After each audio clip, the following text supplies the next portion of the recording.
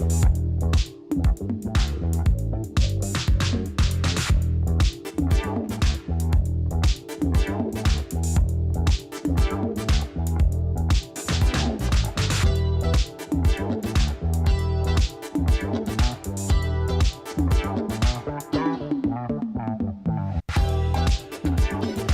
we go.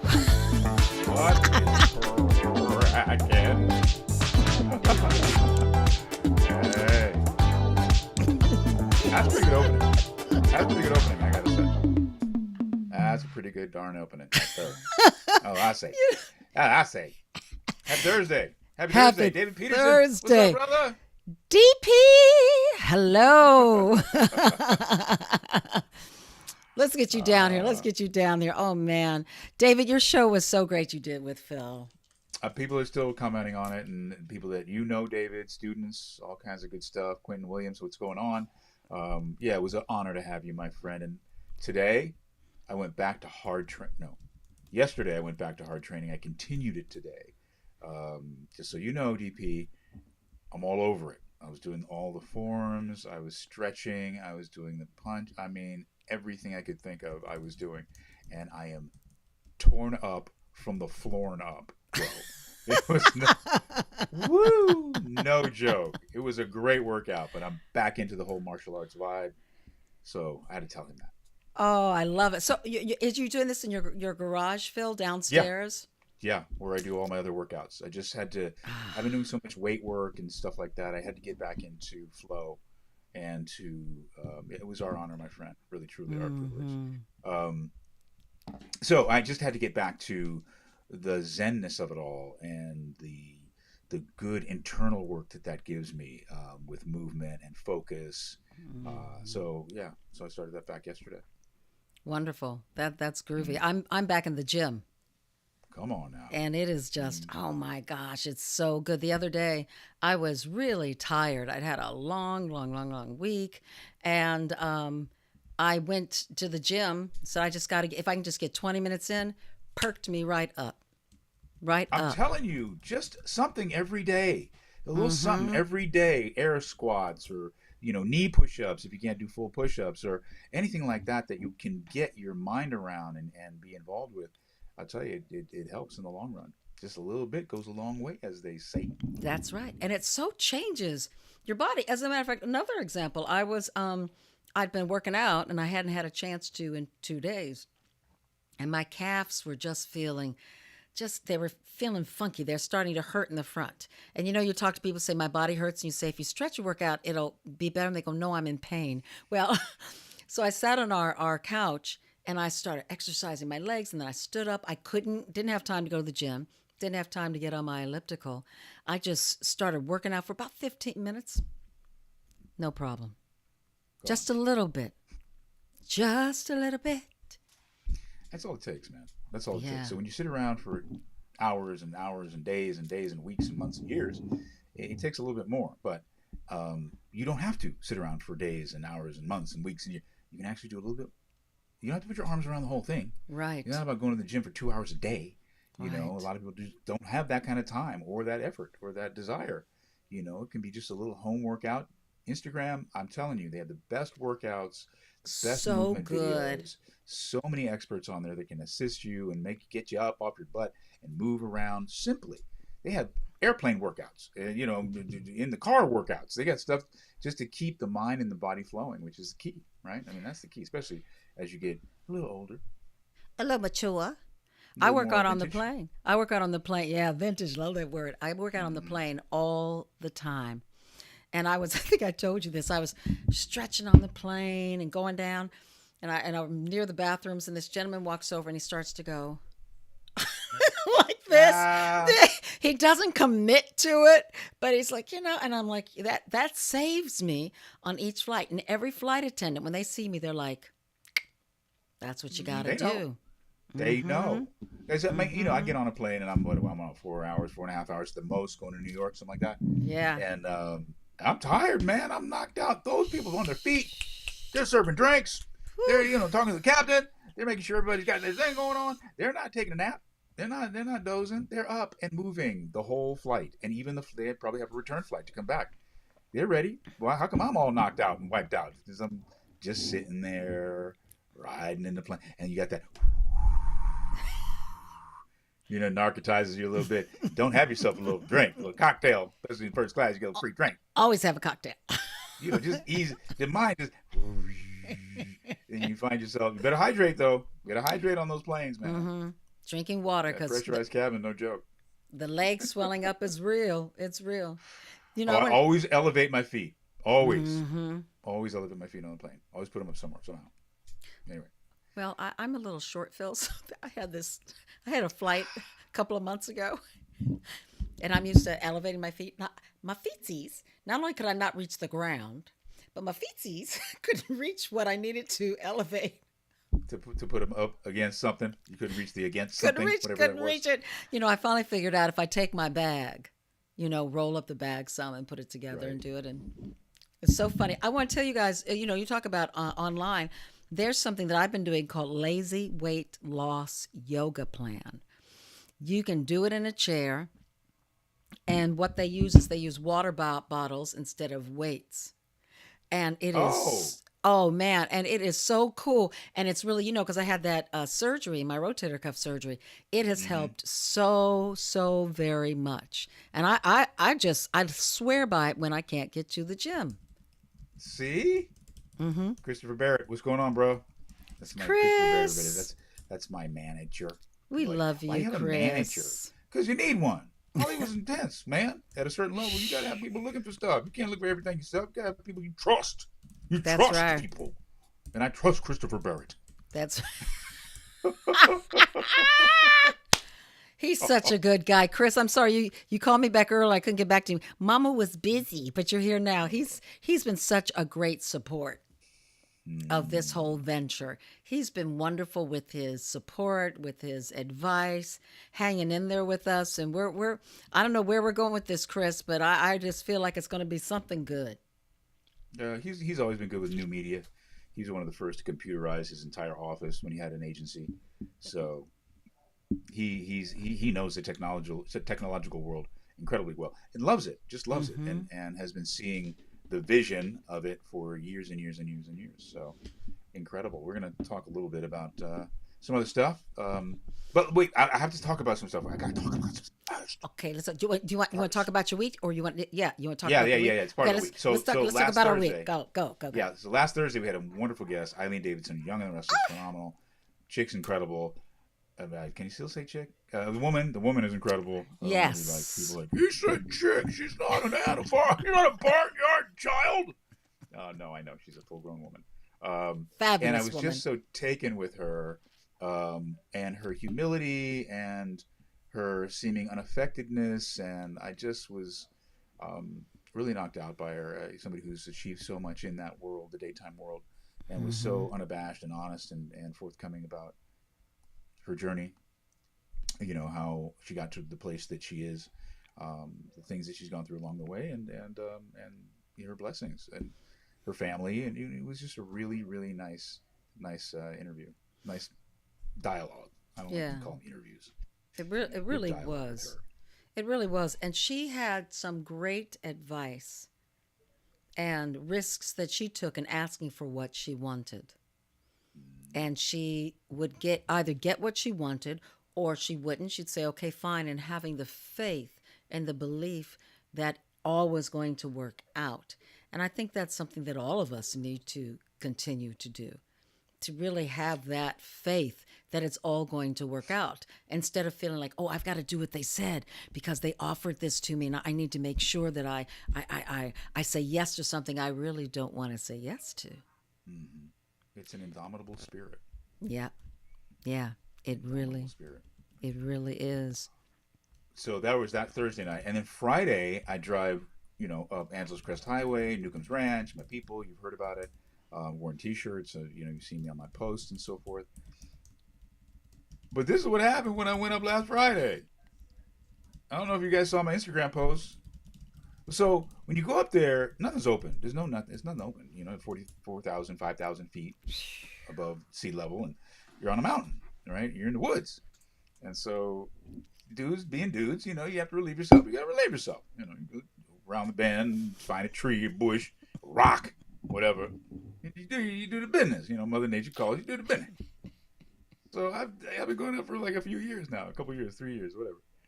And I go around to the place I always go to, and doing the thing, and I hear leaves rustling, and I think it's somebody else who's coming to use the VIP room. And I look over, and it looks like a gopher or something looking at me. Oh, oh no, What? no! It was a rattlesnake. No. Oh. Did I not tell you this? No, you didn't tell me this. Oh yeah, I have a video. I have a video of it. So I look over. It looks at me, and then turns around, and I'm like, "Is that a?" And it slithers away, and I'm like, "Is that a rattle?" Yes, it is. Big old 7 foot long, easy rattler, black, and it was 6 feet from me, and yeah. So that was my Friday. People worried about me driving off the mountain. You worried about me getting bit by a rattlesnake, Sorry. attacked by bears or something. I was shaking. It takes a lot to shake me up, and that shook me up. I'm like, I'm not at the zoo. This isn't the lizard house, the reptile Right. house at San Diego Zoo. This is right up here in my neck of the woods, or actually in their neck of the woods. Yeah, yeah, it was crazy. So okay. So you're there. You're doing your business. You see the rattler. What do you do? Do you back? What Well, happens? it was, but when I looked at it and it saw me, it turned around immediately. So there was nothing for me to do, and I wasn't going to do anything quick. Of course, of course, of a quick nature. of course. Use the bathroom before I leave the house. Yeah, and then you go up 5,000 feet, and then what am I supposed to do? What am I supposed to do, Amy? I know who that is. Amos, help the brother Amy. out. What am I supposed to do? Wait till I get down 5,000 feet? My cars are expensive. I don't want to ruin the interior, so I have to take care of the business. I just know that next time I'm gonna take a stick. Right. I'm taking a stick, and I'm gonna bang it. I'm like just stomping, walking over there. It was crazy. And so then I drive down the mountain. It's great. And my buddies at Andy Hill, who we might have on, Andy Hill, who's ex-president of CBS. Definitely have him television. on. He's there. He's a John Wooden disciple. He's great. He's so interesting, so fun, so funny. Christopher is actually a good friend of his and reintroduced us, and that's how we were friends. Anyway, Andy Hill is meeting at my house. I'm trying to get down the mountain. I go get some sandwiches. I'm a little late. He's waiting in my driveway, and as I come down the hill, it's Friday and it's summertime, so there's a lot of cars going to the beach. Big old long line, and I just want to turn left. I just want to get down to turn left, And so I figured I'm just gonna zip on down the left, oncoming traffic. Whap, get down there, turn left. I go down 4 cars. Boom! There's a cop right there on my right, Oh. and I am in oncoming traffic, just stuck right Oh, there shit. in front of God. And people upset with me, because I'm driving a fancy car. They just all snuck up. I can't get in, Look at and I him. know I can't just keep driving in oncoming traffic. It's even worse. So I just sit there, knowing that this police officer sees me. And I'm just sitting there, man. I'm sitting there and waiting for the light to turn. The light turns. I get into the oncoming, let me in. I go to the left, turn left. Boo! He lights me up. Pulls me over. Andy's waiting at the house. I got hot sandwiches in the car. He says, and I pull everything. I got everything ready. I mean, registration, insurance, license, everything's ready. He says, so you like your car? So you like your car? I say, yes, sir, I do. He says, well, you might want to not have it driving into oncoming traffic. I said, yes, sir, I know. Hey, you just caught me. You got me. That's just, sometimes you try and make it happen, and it just, so you got me. I apologize. I'm sorry.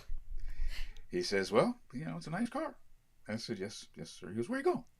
I said, just going to my house over here. And I show him my license, my address is on there. He says, oh, yeah, I'm familiar. He says, well, I'm going to let you go. I just want you to, keep this car nice and do your best not to drive into oncoming traffic. I said, thank you so much, sir. I really appreciate that. So, it's actually a good day. I didn't get bit by a rattlesnake. You did an officer of the law allowed me to continue along my way. That's called living right. I suppose so. I mean, it was so horrible, though. Oh I my mean, you know you're doing God. wrong. People, you know what you try to do out on the highway. And I wasn't speeding. I didn't blow through a stop sign. I didn't cut anybody off. I was just trying to get whoosh down to turn left at the light. Yeah, yeah. That was my Friday. Oh my God, that's hilarious. That's hilarious. Oh, so funny. I So, love when things like that happen and you can share with people because it really was the energy that not only was the car nice, but it was the energy that you gave him. That, you weren't yeah. like, fine, blah, blah, blah, I have an attitude. It was like, and that is personal responsibility, you guys. hmm He was doing his job. I That's right. I You was in were the wrong. wrong. I That's knew right. it. No need for me to clap back or what I mean, make matters worse. Right. It was literally what it was, and I think Alan was right. I just accepted it, and I was thinking about, well, when can I go to traffic school, and what's this going to be, and how Right. much is the infraction going to be, and he could see that, and I had everything ready, and it was all legit. My registration's up to snuff, and my license is up to snuff, and I'm not unknown in Manhattan Beach, You've been there so for how long? a long time, long time. Hmm. But so it was. I think in what we're going to talk about tonight, that's a really good way to start. How we can address certain issues that can seem challenging, but if you approach them with the right mindset and the right attitude, not always, but chances are, excuse me, they will work out. You know. Hmm. Um, so cool. Good to hear from you. See, brother. Hadn't seen We've you. I missed think in a you. couple of weeks, maybe. Huh? Yeah. We're, So we're good to trying have to you. get our IG Live, our Instagram folks over here. And I'm going to start doing a couple of little things that might get them more over here, but not everybody's on every platform. And there are some special people, Kolsch, Annette, Chris, of course, Patricia, who's joined us, and others. And Poet, Birdman, who's back with us now, which is really, really cool. So we're happy to Hmm. see all you guys. And yeah. Well, before we go into the other big thing we're going to talk about, I wanted to share. I want to share. Please So, do so you guys, um, on your s- show. oh yeah, yeah, that's right. That's right. Oh yeah, I can do whatever I want. I can do whatever I want. I was silent for 3 seconds because I can do whatever I want. So I'm a burgeoning director at this time in my life, and I've done some really cool stuff, and I'm looking for that second episode. And today, Disney, I was in the Disney program a few years ago, 3 years ago. And what's really cool is they're always setting up events where you get to meet their executives. Hmm. And it's really fantastic. And so, but I am, Phil, and I don't know if you get like this, but I get nervous. I get nervous and I don't feel like I'm in my body whenever I have to tell people who I am, whenever I have to go in for an audition or a meeting as a director. And I've checked this out and I've been like, Iona, we got to get it together. So this time, I did something different, you guys. Studied my ass off for weeks. I haven't seen you guys. I've been looking at every show on the platform of Disney, which is a wide Hulu, FX. They've got some stuff on CBS. They've got some stuff on Apple, ABC production. Lots of things going on. Star Wars. That's right. Star Wars. Acolyte. Have you seen Acolyte? Not yet. So cool. So I did all of this work, and I also did work on my own self, you guys. I did work on my mind. I did work on what is it that I want? Who am I? Instead of going in asking for something, I went in bringing something to them that they could use. Today was the meeting, big meeting all these executives in a round table, had a fabulous, fabulous experience. I went there excited for it to happen. Speaking off the cuff, some things that were planned. In each group, we had 3 or 4 people. I have 4 people in my group. We called ourselves the Fab Four, and it was really wonderful to do that. And I'm sharing this story with you because oftentimes when we have meetings, interviews, auditions, we can often get so nervous, which I don't think is a bad thing. but it's when it impedes upon you presenting you. Hmm. And the truth is, they don't want to have coffee with you. They're not looking for a friend. You don't have to make them feel comfortable. They want you. And the only thing you can bring, the most authentic, is just you, and just relax and just be present. And I broke through something for me, and it was really wonderful. It's something I can take with me in everything that I do. So I feel stronger in who I am in this moment to go on and talk to these people about directing and what I'm looking to do. And I want to share that with you because you never know when it's going to come. It's been better when I've been younger at different times, acting, no problem. But as director, other things came up with me that I didn't know about. I'll tell you why, Phil. I think I've mentioned this to you. We were younger, and I tell stories to Dad. Yes, yes. Our dad would tell me, "Okay, hurry up, Iona, get to the end." So what I didn't realize until I became an adult was that I didn't feel like my stories that came out of my mouth or my words were valuable, or that people were really listening to me. And so that made me hurry up to get to the period in what I was saying. I've forgiven him for that. I don't know what he's been through in his life. Phil and I do know Dad had a tough growing up. He didn't do anything as a mean person to me. He did what he thought was the right thing to do. So in my forgiving him, I got a chance to enjoy me more and forgive me. Yeah. Go and, ahead, you know, baby. it's so perfect. I don't feel that way any longer, the way I Mm-hmm. used to, in a way, because you want to please.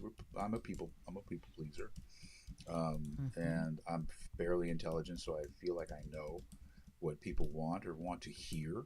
So you kind of present yourself in a certain way. Um, I don't do that anymore. Mm-hmm. I don't feel good when I do that.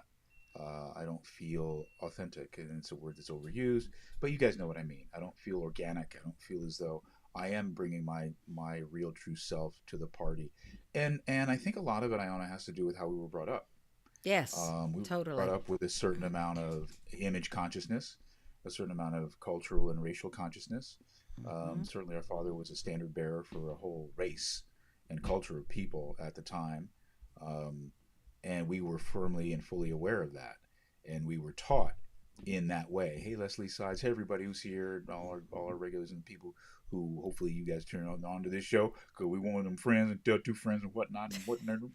That's right. Um, that's how I'm feeling tonight, people. That's exactly how I'm feeling tonight. But my point is, our conditioning makes us act and operate a certain way. We don't know what Mm-hmm. father's or dad's conditioning was. I never called him father. Our dad's conditioning was, and a lot of times, we have our own stuff. I mean, he might have been going through some stuff like, I want to come on, which is not appropriate for you, but that was where he was at that time. The same way sometimes Right. we don't necessarily hear people because we're busy in our own minds with whatever is on in our minds. Certainly, as we reflect, we know he didn't truly mean to hurt us at all in any way, or neither of our parents did. It just is who they were. We're human beings. We don't get it right all the time. We don't Mm. always couch it in the way that your children can accept it. You are who you are.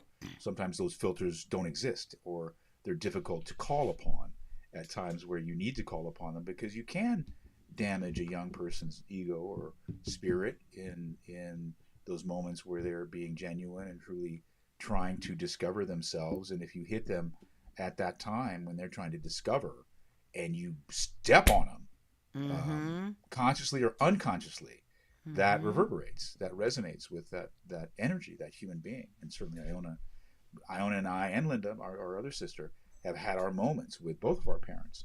Everybody does. Everybody does. Everybody Everybody. does. So we have to kind of walk with the gratitude of what our parents did for us and learn the good and the bad lessons from them. That's so true, Phil. And as a child, me feeling put upon or feeling bad and emotional in that moment, as an adult, you guys, I we have the opportunity to forgive those parents who are just like us, people out here living their lives. When you're young, you see them as your God and goddesses. You see them as these perfect human beings, perfect daddy, perfect mommy, perfect man, perfect woman. And of course, everything they do that might hurt us, we feel that. But when we get to be adults, at a certain point, we get an opportunity to forgive them. And I think it really starts there to understand that and then to raise ourselves, to make ourselves feel better, to understand ourselves better, to decide, yeah, I've got something valuable to offer. And at that moment, if your parent is still alive, I am telling you, it changes because I noticed it with mom. I noticed it even with dad, with me. It changed once I changed. It's not always waiting for that person to change. As a matter of fact, I would say it's definitely not. Everything changes when you change and we understand more and realize it really wasn't us. It wasn't us. It might have been them. Like you said, Phil, he may have had a bad day at that time. He may have run into a rattlesnake and gotten You never scared. know. Never know. But the greater point is that at that point you needed him to be present and here. Yes. He didn't.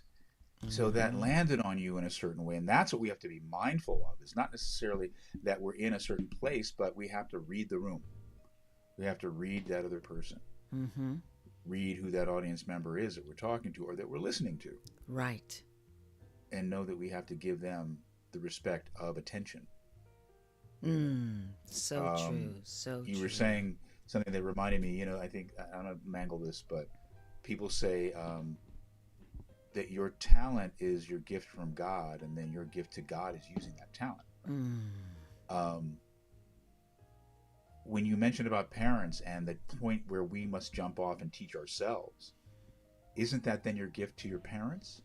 Ooh. If they've given you the gift of life and they've given you the gift of mentorship and they've given you the gift of parenting and adulting for you in your childlike years, when we crest that wave, when we reach that rocky top, isn't it then our gift to our parents to stand in our own light and be the person that they've been teaching us to be?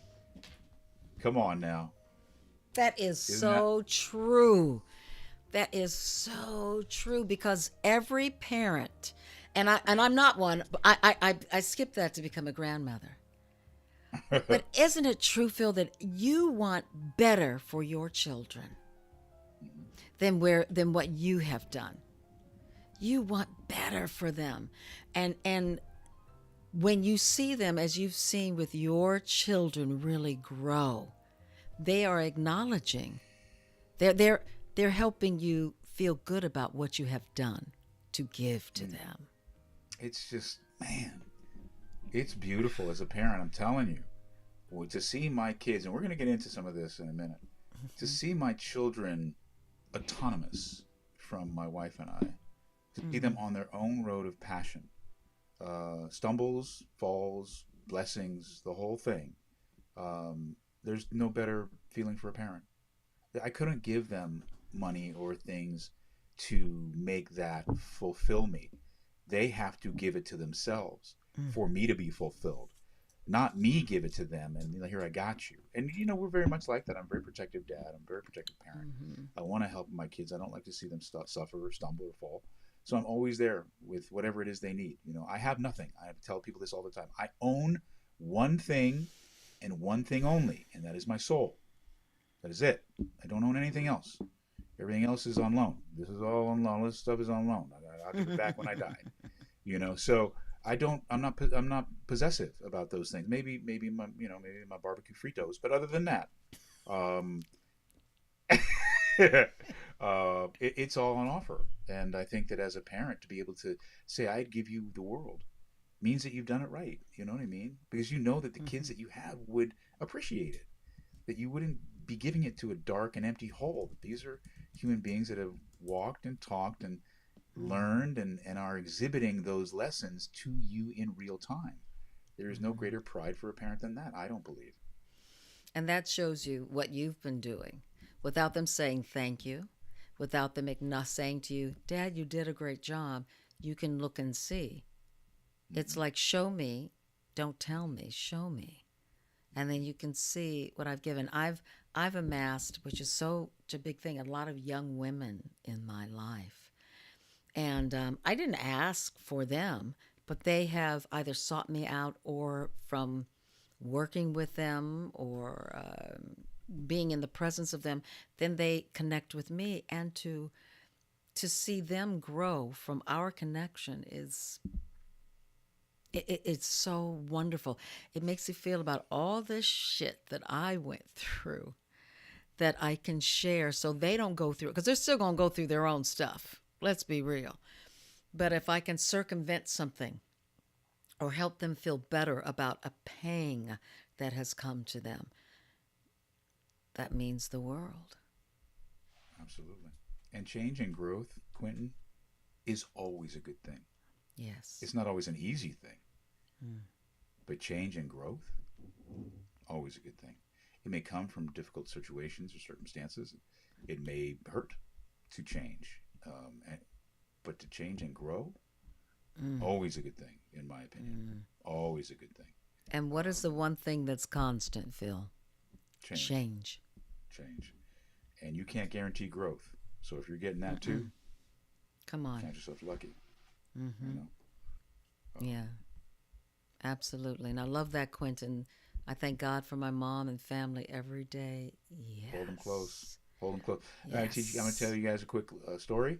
And we're going to start this. We've already started this. We've already started. Banging. We're just going to. Banging! Flowing. That's So I right. talked to a really good friend of mine the other day. His name is J.T. Thomas, John Thomas. Beautiful cat. We were high school friends. He was a little younger than me. I was the captain of the track team. He was on the track team as well. And we had a little triumvirate with Derek Farrell, JT, myself, and sometimes Angelo Rankins, our buddy. We hung out all the time together. We partied together. We ran together. We trained together. Did all kind of stuff, fun stuff together.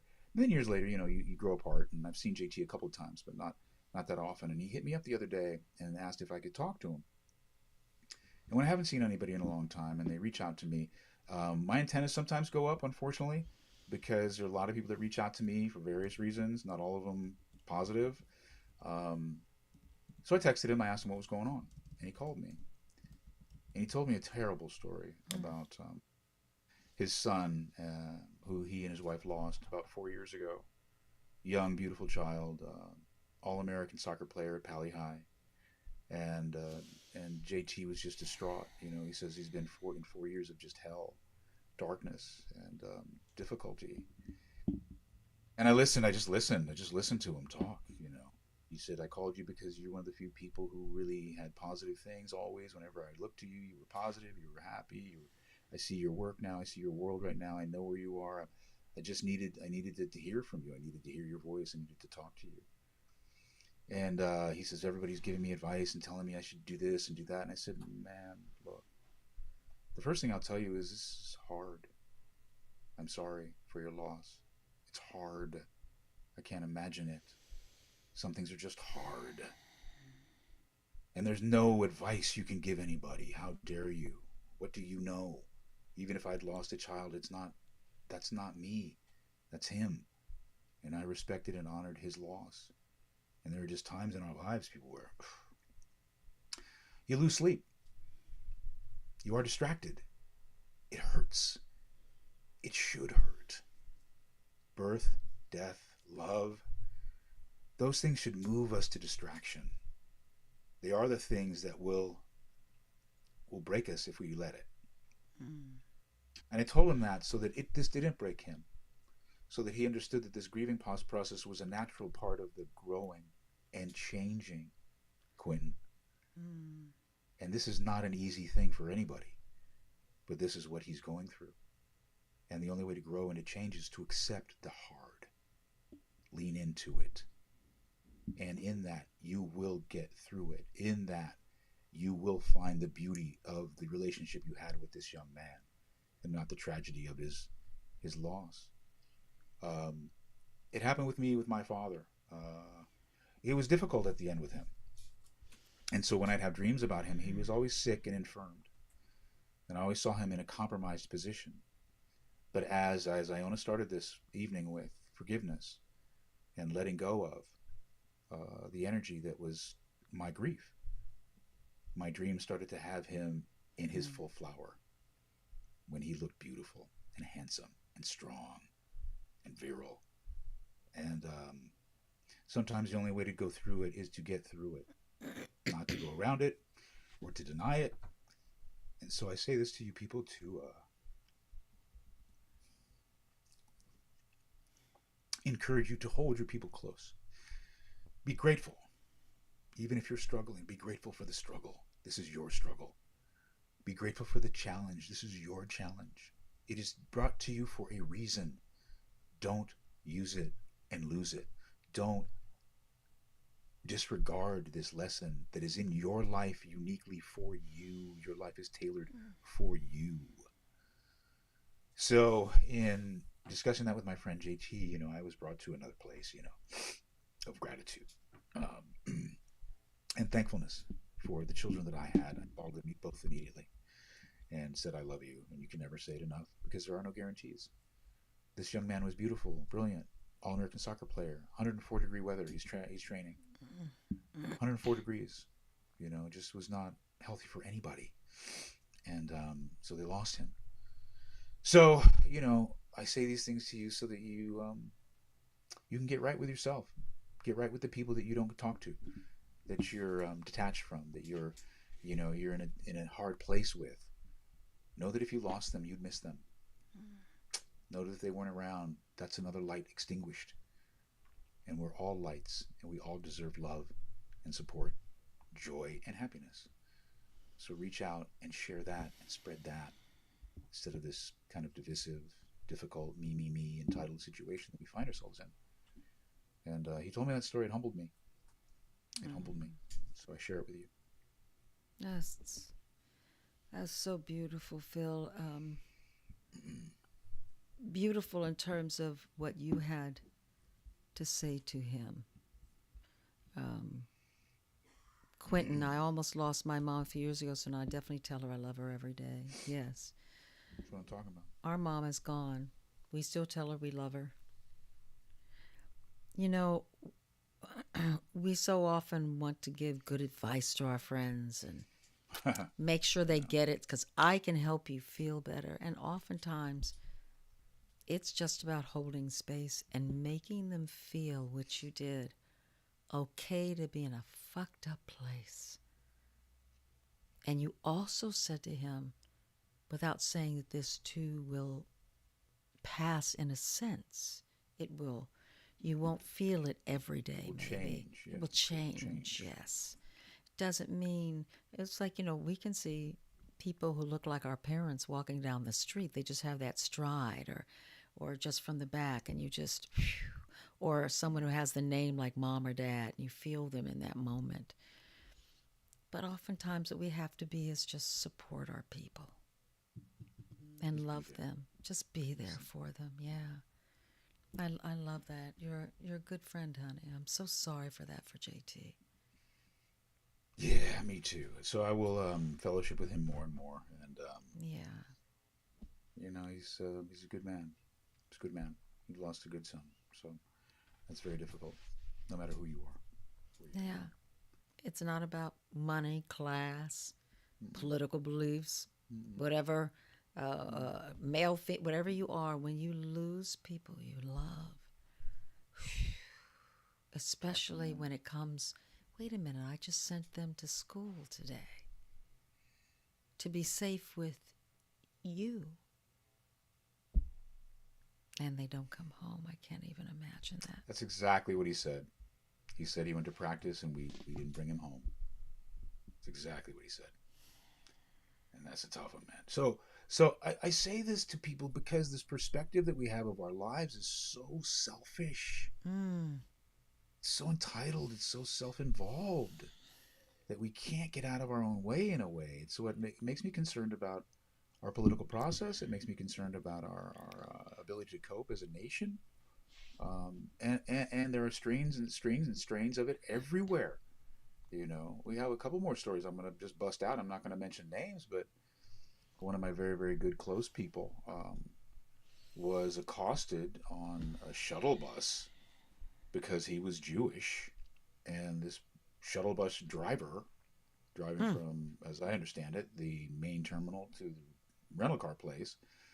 Just gave him a ration of shit, just nonstop, Because he was just Jewish. because he was a Jew, and was justified in doing it. Told him that he wanted him to die, and so who are we? What does that do? What is that about? What are we? What unity does that bring to the world? Right. What are you proving with that? How are you answering? Yeah, that's the answer to the problem. That behavior is the answer. No, hardly. But we're in a place right now where people feel justified, righteous indignation is running rampant, Mm-hmm. and they're willing to tell you what they want to tell you when they want to tell it, no matter what you are or who you are, because of what they're going through or what's going on in them. Mm-hmm. They don't see themselves through their other people's eyes. They don't have compassion for other people. They're taking sides. They're pointing fingers. They're judging. And we're in a tough spot with all this. We got to get it together. We're in trouble. We really do. I sometimes there are things that I hear from friends, from others, um, that I don't understand the unkindness, the cruelty, the quickness to want to curse out, to throw a finger when you're driving, to yell at, to be mean, to actually say, "I want you to die." What where are we, you guys? And it's not about, when Phil and I were talking about what are we going to talk about today? It's not about whether you're a Republican. It's not about whether you're a Democrat. It's not about whatever race you are. It's not about independent. It's not about anything like that. How are we behaving with our own stuff, our own fears, our own stuff? I mean, that rides us up and gets us upset. Why are you going to take that out on someone who is innocent in their day? We really have to be careful about that. And it takes me to also the advice that you gave your friend JT, Phil. We have to be careful about the advice we're giving people and the vitriol of what we often, all of us, feel, because people are listening and you don't know how you may be getting someone else angst up about it. Calm. You're not the only one on the planet. It takes all of us together to keep this puppy going.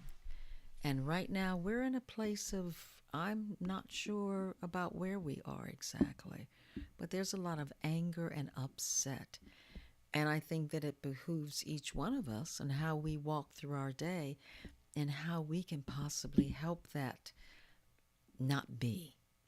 How we can maybe help calm people around us by our own calm and by our own not getting so upset and angry at the drop of a hat. I want to bring in some stuff we have here, Phil. If you, I don't know if you were going to, you want to read that right there, what we got from Kolsch? Post, as I said on the show before, some sort of anger in all of us that will never go away, no matter how much we exercise peace and gratitude.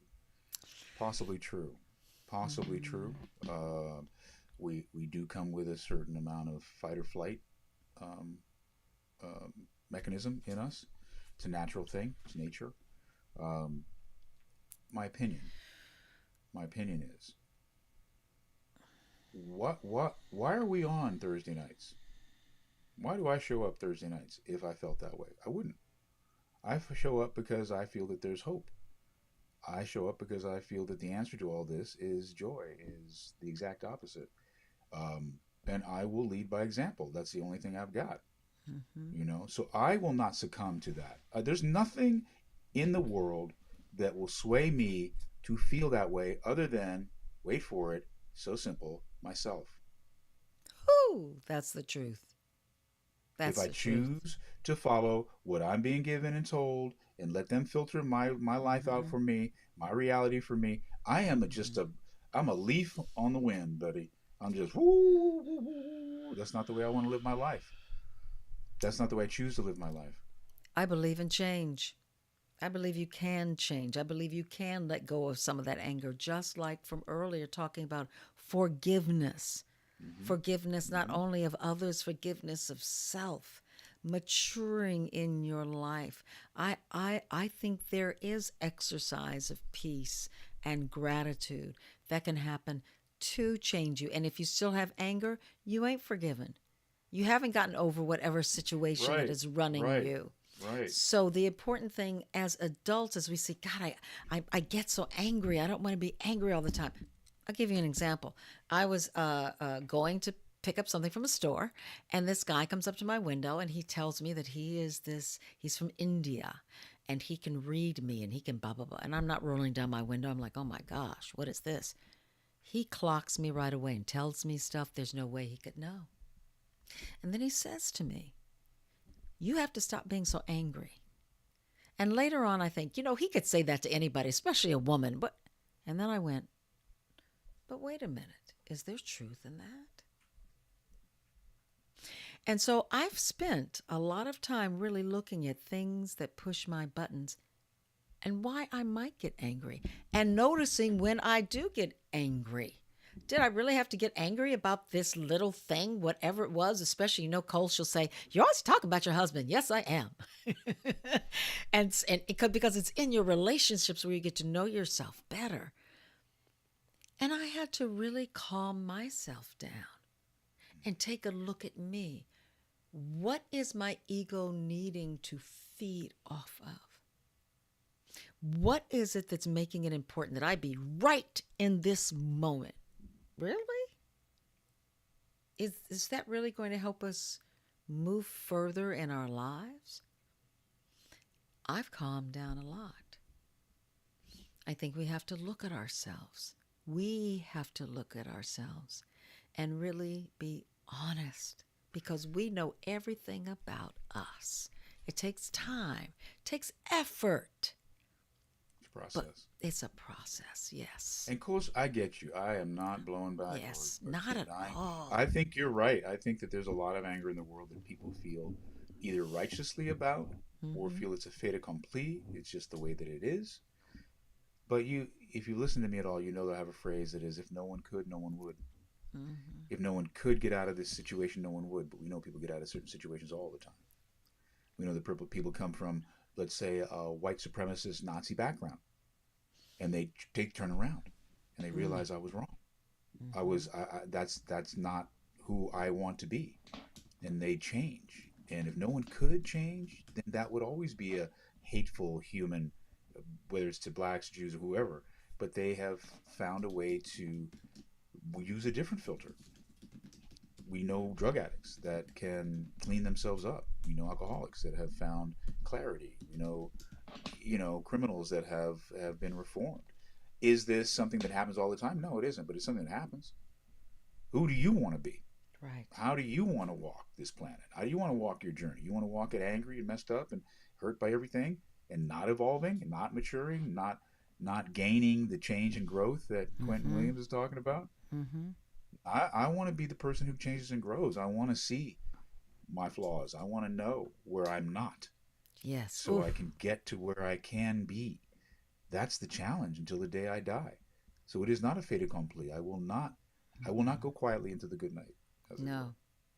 There's a film that Taraji P. Henson and Sam Rockwell did together that is friggin' brilliant. I heard about that. Yeah, it is called, it's really fantastic. It's called The Best of Enemies.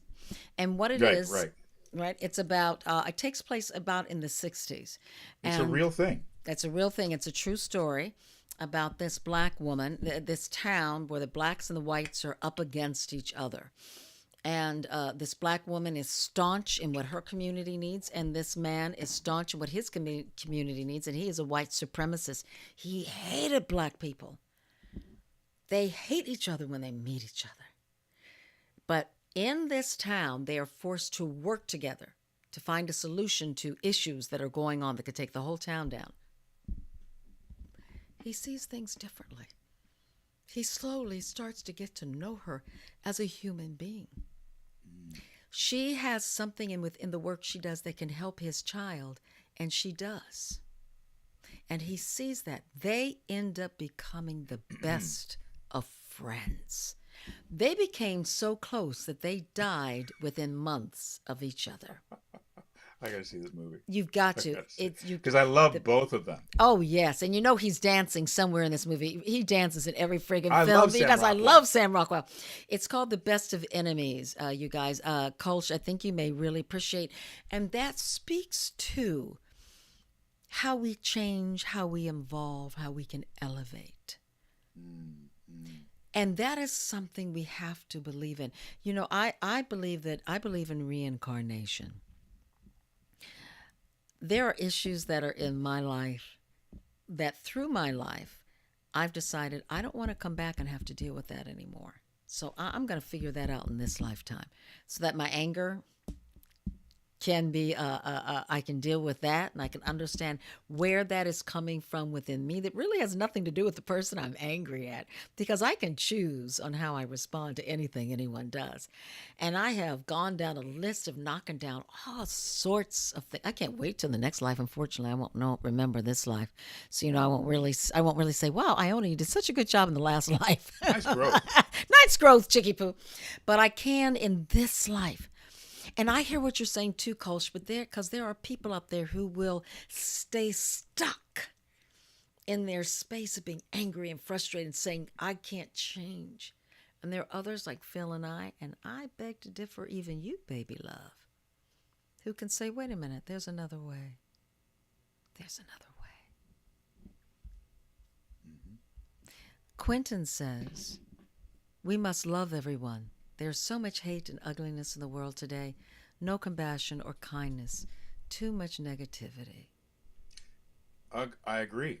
I agree wholeheartedly. And Iona and I agonize over how to couch some of these conversations because of our sensitivity to you, the listener, my own desire not to throw stones, quite honestly, and to learn about my own difficulty in accepting certain points of view or certain political stances or certain legislative procedures that I don't agree with, I don't think are humanistic or compassionate. Trying my best not to point fingers at those that don't seem to get it, and just try to live my life the way that I feel it's most appropriate.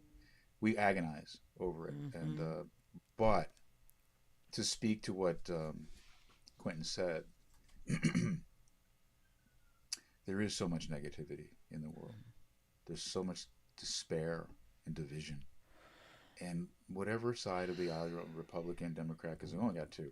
Independents ain't gonna work. They ain't gonna win. We have to hope for the greater good of our country. We have to hope for the greater good of our country. No matter who wins, I'm still living here. I'm not moving to Senegal. I'm still living here. We're not moving So to Canada. I want the best for this country, no matter who's there. I have my choice, and I have my feelings about the other choice. But whoever gets there, I'm still an American. And I'm still somebody who's going to want this country to win together, with everybody picking up an oar and rowing together. Not for one to lord it over another, or for somebody to damn somebody else because they're not whatever they think they're not. Yeah. I mean, there's so much of that. I mean, I hope that in these conventions, and unfortunately this one convention that's going on, there's so much finger pointing and backbiting. Whether you feel justified or not, I'm not trying to say that you aren't you don't deserve your day to say whatever you want to say. But if it's inflammatory, if it pushes the needle into a negative area, you have to check yourself. I don't care who you are or where you live or what you believe. But if you're stoking the fire of negativity, of division, that's the negative, right? Yep. We need to come together in that way so that we can build this country, not by stepping on people. That's right. Quick example. This immigration thing. How stupid are we, really, as a country? You think you're going to stop immigration, illegal immigration? You think you're going to stop illegal immigration? I don't care how big the wall is, or how much money you spend on Border Patrol. I don't care. It's like drugs. America, United States, is a drug to the rest of the world.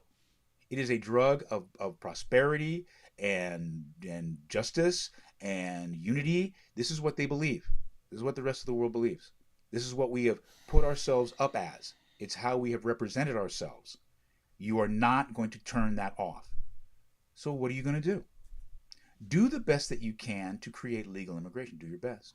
That's right. But know that there's going to be people. Do you know how much money we make in this country off of illegal immigration from people who are here illegally, Come who on, are working come in our on. houses, our factories, our fields? That's right. Billions of dollars. That's right. Billions more than are being taken away That's right. from the illegal immigrants that whoever is talking about. Right. So you got to figure this out. You got to find a balance of understanding and acceptance. Instead of families fear to and miss. hate and Absolutely. and division. You're separating families, turning them away. I mean, who are we? We invited this. How did we invite it? Because every single person who is in power right now is from somewhere other than America. Every one of them. Ain't one of them from here. Maybe, I don't know, is AOC a Native American? I don't know. I don't think so. You might have some of it in you, but you got a lot from somewhere else. So what the hell are you talking about? And it doesn't matter what nationality you are, unless you are indigenous to this country. Everybody from someplace else. Everybody. You own a casino in Oklahoma, maybe you got my attention. Okay, just say it. You just say, but if not, shut it and try to find some compassion. That's and right. find a way to accept the people that came the same way your ancestors did. Come on, Phil. That is so looking for a better life for themselves and their children. So what can we do? All the money and all the anger we're putting out to keep people from here, what can we maybe do to help their country more, so to build them up? I bet we would spend a lot less money. What can we do? We can make legal immigration possible. We can make that possible. We can have agreeances of how many people come, of what we need to do. We can do that from a kind place. Compassionate. Compassion. Soul Singer, I want to put this here because this is so much of what we're talking about, Phil. People who have a platform need to do a better job of showing kindness and empathy. It's so easy for this generation to copy awful actions. The world is in a bad state. I pray for peace. Yes. Soul Singer, man, oh man. So much agree with you. Because they are watching. I almost said it earlier. They're watching, they're hearing, they're listening. That's right. What are we going to give them? Well, exactly. And I want to bring this in before Annette, because she's really talking to what you said earlier, baby. Sometimes a hurt person doesn't really need your advice. They just need you. Make sense? Yes, baby love. Absolutely. Yes. Absolutely. It's so true. We have to figure out answers. We can't continue to say, okay, I said this to a group of very high-placed individuals, and we were talking about diversity, inclusion, and then equity.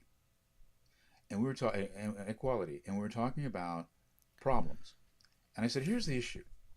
We talk about one problem. Let's say it's economic equity, right? Now we just want to deal with that problem. How do we do that? Low-income loans, create banks or savings and loans in areas of urban sprawl that have the ability to loan low-interest loans to the businesses so they can start their businesses and blah, blah, blah. And then somebody said, but what? I said, stop. We're dealing with one problem. Let's figure the one problem out. Thank you. You're piling on in a way that doesn't help this one problem we're talking about. That's an offshoot. So what happens is we don't focus on the one problem, handle it, move it, and then move on to the next one. Right. We have a problem, and then when somebody starts to get the answers just right, there's somebody else who don't like it, who's saying, yeah, but this is better, and nothing ever gets accomplished because you're not dealing with the one problem that you had. You now are dealing with 5 problems that you only had one before. And that's what seems to happen in our country. We seem to multiply issues and then not solve them. And they seem insurmountable because you've got so much on your plate. You can't put your arms around the whole thing. You're not going to go to the gym tomorrow and get in shape. No. It's a process. What's wrong with you people? Yes. I'm not talking about you people. I'm talking about you people. That's right. That's right. That's right. I attended a True Colors seminar at work, and this all relates about different characteristics and personalities, etc. Okay. All right. So we're right in sync with everything that is going on in your lives. And I almost wore an X-Men shirt.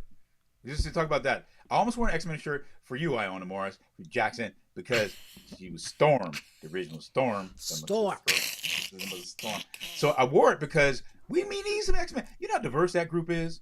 They got a beast. They got a male, female, a black woman. They got a Frenchman. They got all Canadian. The X-Men are what we're talking about. They're a group of heroes from diverse backgrounds. The only reason I didn't wear it because Storm wasn't on the shirt. Oh, how'd they leave her off?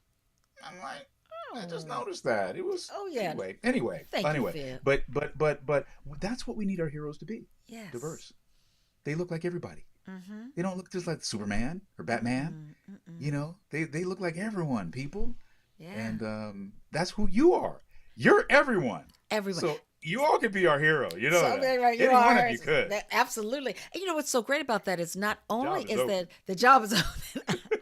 that means that a little white girl seeing a black woman who is a superhero, she gets to look at black people differently. A little black girl seeing a black hero gets to look at herself differently, and vice versa. A little black girl looking at white hero, blah blah blah, Asian heroes, all this going on. The Matrix. Look at all of the different ethnicities in that franchise.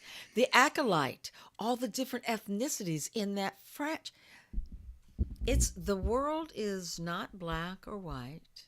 It's white, black, Asian, Latino, East Indian, American, indigenous people. I can go on and on and on, you guys. Don't get me in. Looks like 31 flavors, honey. Don't get me into the quantum physics of it all and tell you that color don't even know it's black. Color don't even know. Okay. The planet don't know you are Asian. Okay. The planet has no idea that you're even a fucking human being. It's like COVID didn't know how much money you had or what nationality you no, oh, it's only us human beings. It's crazy. It's so crazy. Animals don't know. So my father-in-law, he's a beautiful cat. He's 90. He's a billion years old. This guy's gonna live forever. If anyone's gonna do it, it's Don Galeson. I'm telling you. But he had a knee problem or something, and a shoulder. His shoulder's bugging him. But he got his knee problem. He's having a knee problem. And the doctor says, "Well, take some Advil." He's like, "Oh, Advil. Okay, I'll take the Advil." He took some Advil in his knee. He felt better. And he's like, "But so does my shoulder." And he was stunned. This is the smartest dude on the planet. He was stunned. He's like, "How did it know to work on my knee?" I said, "Don, it's an overall medication. So if your knee's hurting, if your ankle hurts, your foot, it's all going to take care of everything." That's kind of like this, people. All right, we just take care of everything. You don't need to. It's going to work on everything.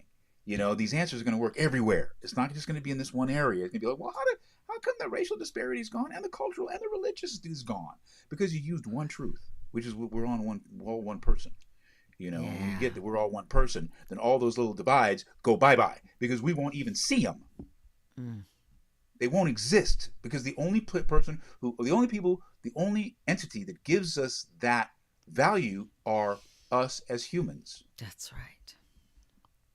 Lions ain't looking at us and going, "Well, we're gonna go out and kill a human today." They don't know they don't know that they're lions. They're just animals. They don't even know they're animals. They're just beings on the planet. We give them that. So you see, it goes down to that very kind of microcosmic, metaphysical. Who are you? What are you going to look at? What are you choosing? It's up to you, people. It really is. I did a series and I played a veterinarian of exotic animals. And so on this series, we had all these incredible animals. And a Bengal tiger was brought on our set. And they put a very thin, yellow, golden piece of thread in front of me as they rocked this Bengal tiger. Now, however they've trained this Bengal tiger, it's not going to go past that thread. Okay. That was not the strongest impression I was left. What I was left with, I'm going to try and pull my camera down, was watching this Bengal tiger plop, walk, plop, plop, plop. She walked in not knowing she's a Bengal tiger, not knowing anything that's going on, not trying to be interesting, not trying to be beautiful. but she was glorious and strong. And those eyes could tell a story of living and life and just being. She doesn't go through all the shit in her mind. What am I going to wear today? What am I going to think? What do they think about me? Do they my like nails me? look Am I good? nice and look good? Am I in the right place? Da, da, da, da. Can I sing? Did I read enough? Does he like me? Does he want me? Oh my God, what does my mother think about? None of that crap is going through that animal, nor any other animal's mind. They are just being present in the moment. That has been my guiding animal since then. And oftentimes when I get in my head, I go back and remember her walking into and past my presence with such grace. But she's not being graceful, with such mastery of presence. She's not being mastery in her presence. She wasn't even thinking about that. Those are the words from my human brain that I can use as the adjective of what I see. That for me was a gift in that moment for me to use in my own life. Because remember, we're animals too, you guys. We get in the way of our heads. First and foremost, yeah. First and foremost, right? But if we can woo-saw all that stuff away, wow, how differently would our day go? How Unbelievable. differently would those meetings I don't know. What a great go? point. What a great point, Lassie. Great point. Oh, Great. One of my favorite books on movement is a book called The Supple Leopard by Kelly Starrett. Let me put that Pick down this up. here.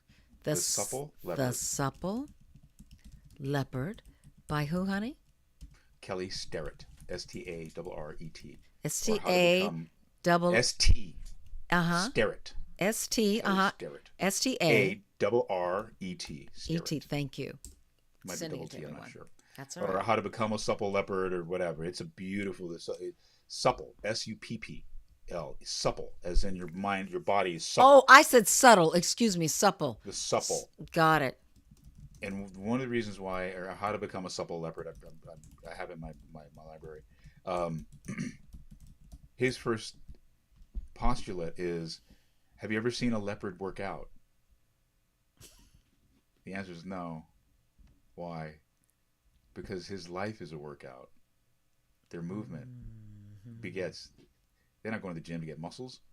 They got them because they're walking and being and stretching and acting It's constant. in a way that a leopard does. They live their lives as a supple being. Yes. And he tries to get humans to live their lives as a supple leopard. Oh. So that when you work out, he gives you the proper forms. He gives you how to attack pains, and it's fabulous. But it's very much along the lines of what you're saying.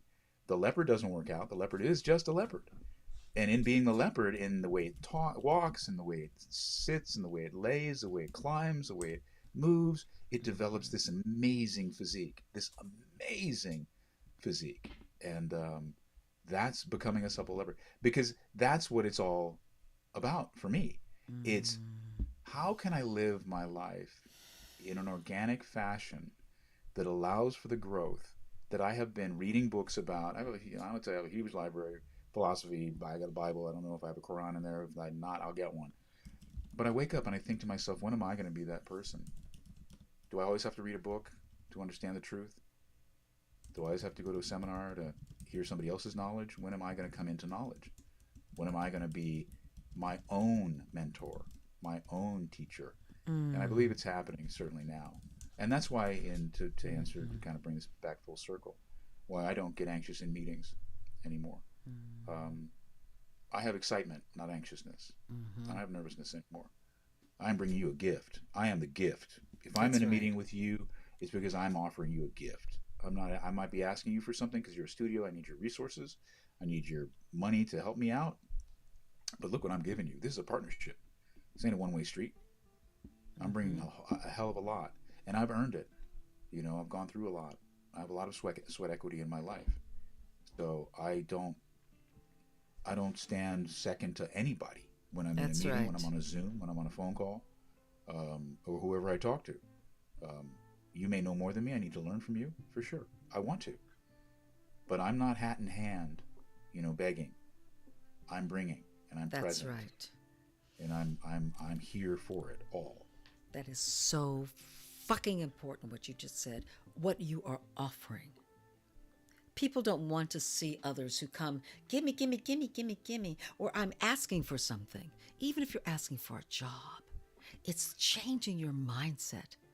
What are you bringing? That's exactly what I did today. The excitement of going in there today, of what I had to offer, and also just the joy of working with others. That's what we need to change. We need to know we are the prize. So often we're looking outside of ourselves. No, you're the prize, baby. You're the one you've been looking for your whole life.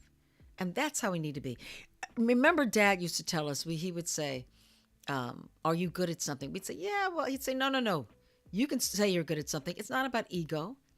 It's not about being conceited. It's about knowing who you are and what you bring. That's what keeps us stronger. That's what keeps us not so looking outside of ourselves for something to make us feel better. You are your own brand. Great. Soul Singer says, let us learn to be better than we were the day before. Peace be still. I wake up every day, I'm saying, so you say I got a shot. You said I got another chance. That's right. Give me another day. Come on. Well, honey bun, this has been, wow, a really special show. They're all special, but this has been pretty special. I love this one. I love this Me one. too. Can I say? Yeah, Can I talk? yeah. Okay, here's I want you guys to hear what I have to say. Okay, wait a second. Let me do this. It's Go. Good. It's good. So you see my smile on my face. All right, I didn't have that smile when we started. I didn't. I was feeling like I don't know how this is going to go because I know I'm going to talk about some pretty heavy stuff, and I know I want to talk about JT and his loss and the difficulty we're having in this country, regardless of the side you're on and whatever you believe, whatever. The smile that I just had is how we have to approach it all. You have to approach it with a willing and gracious heart, an open mind. We are acting way too much from fear these days. All of us. We're so, we feel so put upon. We feel like so-and-so's doing it to us. My relationship's doing it to me. My job is doing it to me. The president is doing it to me. Whichever president you don't like, right? The administration is this, blah, blah, blah, blah, blah, blah. If the economy were better, it would be better. If that border were closed, I'd have more because those people wouldn't be taking everything from me. If blah, blah, blah, blah, blah, blah, blah, blah, blah. We're operating from fear. What are we, children? Did you not get it? Is everything everybody else's fault? Like I said, if no one could, no one would. So know that if you're in a bad spot, there's somebody in a worse spot than you. You hear it all the time. There's somebody who wishes they were in your spot because they're in a terrible spot. So why don't we operate like that? Why don't we operate like, we got a shot, man. I told you every day I wake up. So you're saying I got a shot. Now it's up to me what I do with that. But if it's up to me, then it will be, as you probably can tell from my being. And I wish that upon all of you. I wish you a life of fearlessness, courage, bravery. I wish you a life of compassion and togetherness and love. You know, I wish for you success and beauty. I wish laughter for you. You know, and I'll leave you with this. Until the next time. I'm very big into Zen, Asian philosophy. You go to a Zen master, you ask them his name or their name. Could be a man or woman. They may get up and dance. Or ask them who they are. They may sing a song. They may yell at you. They ain't going to tell you their name. That isn't who they are. That's what they're called. Who they are might be a dancer in that moment, so they're dancing for you. Who they are is only in that moment. They only exist in that moment. So they may tell you a joke. They may slap your face. Whatever the truth is for them, they exhibit. And I want to get to that place where I am living my truth. Every Thursday night, it helps me get closer and closer. Every day I wake up, it helps me get closer and closer, not further away. I'm not looking for further away stuff. I'm not looking for things to keep me from you. I'm looking for things that help me ingratiate myself, incorporate myself to the world, the universe. I'm looking for those things that bind us, not the things that destroy us. Too much of that going on. And that's what we need to counteract with who we are. If any of you listen on Thursdays and you continue to listen, that's who you are. You don't need me to tell you that. You know that. That's why you show up. That's why you take this with you. You come back every Thursday. That's why we are here every Thursday. Because we actually feel the world is worth it. We're worth it. My sister is worth it. My family is worth it. I'm worth it. So live a life of fearlessness, joy, happiness. Keep smiling. That was great, Phil. Oh, that was so good. You know, you're all right. Yeah, we did. We were going to start this night. we talked earlier about strife that's going on in our country, and we were doing our best to stay in a general sense of what we wanted to talk about. And you know, all of our planning, the show still has a life of its own, and it still takes over. And then you guys start commenting, and then we start going in other directions. And there's a lot going on right now in the world, you guys. There's a lot of strife, a lot of anger, a lot of frustration. And it really is up to each one of us to help our own selves not live in that place. It's not outside. We say so many times, they make me so angry. If that person would do it this way, I wouldn't feel. Truth be told is, we get the choice of how we want to respond to anything that outside forces are presenting to us. We have that choice. And within our choice will allow us to either be angry and frustrated, or will allow us to come to a calm place so that we can think more clearly on how to move through and possibly change the direction a situation is going. And so I invite you, with all I love for you, that the next time somebody does something that makes you want to fly off the handle, or make you want to say something or think something unkind, that you calm. Maybe look at them and think they might be going through something. Or more importantly, make sure that you don't go through something, so that you can get through whatever that issue is. Because I do agree with Phil. You're worth that time. You're worth looking at your fears, your buttons that get pushed. You're worth looking at all of that so that you can approach life in a more peaceful way, a more loving way, because, baby, you're the prize. You're the prize in every situation. It's not about ego. You're the prize about what you're bringing from your heart to any given situation. That's positive, that's loving, that's firm. And I'm not talking about that sometimes you don't get angry. Sometimes you do. Sometimes you've got to speak up and you've got to get people's attention. I'm talking about the times when it's just over little shit. Over things that you need to really keep your calm about so you can see through. That's what I'm talking about. And on Thursdays, wow. For us to be with you on Thursday, that really uplifts us. It inspires us. It invigorates us. And in our hope, we're doing the same for you, because we love you guys. You're so wonderful. We're so blessed to have you in our lives. And with that, I want to give you some information on how you can find Philip Morris. Oh, where can you find Mr. Philip Morris? And yes, Kate Kolsch, I will be in Toronto in August. I will also be in Chicago, 17th, 18th, and 19th. Fan Expo in Chicago, and then I'll be in Fan Expo the very next weekend in Toronto, Canada. Ooh, is that near Canada? Is that near Canada? Canada? Is that near Canada?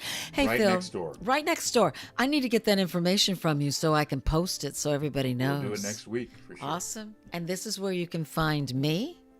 Please come, send me information.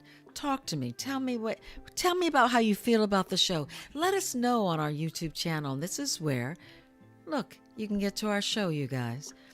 And we're going to create an Instagram page just for the show, a Facebook page just for the show. But for right now, my darlings, this is how you can find us. So sorry. I went there. I didn't mean to do that. I wanted to stay here. So, Phil, what an awesome show.